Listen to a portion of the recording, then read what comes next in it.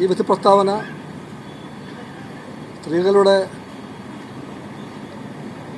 മാനത്തെയും അഭിമാനത്തെയും എല്ലാം സംബന്ധിച്ചുള്ള എല്ലാ സങ്കല്പങ്ങളെയും നിരാശപ്പെടുത്തുകയാണ്. അതുകൊണ്ട് ഈ വിധി നിരാശയുണ്ടാക്കുന്നുണ്ട്.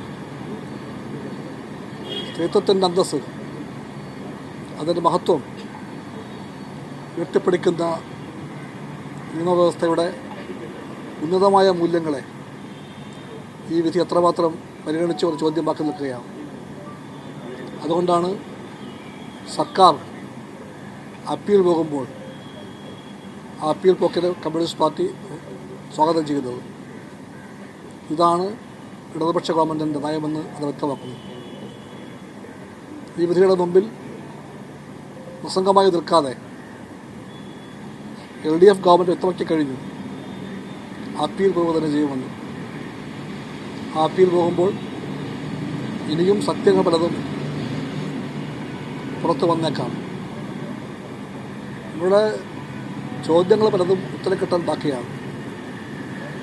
ഈ കോടതി തന്നെ പറയുന്നു 1 മുതൽ 6 വരെ പ്രതികൾ കുറ്റക്കാരാണെന്ന്. അവർക്കിപ്പോൾ ശിക്ഷയും വിധിച്ചിട്ടുണ്ട്. പക്ഷേ ഈ കുറ്റക്കാരെ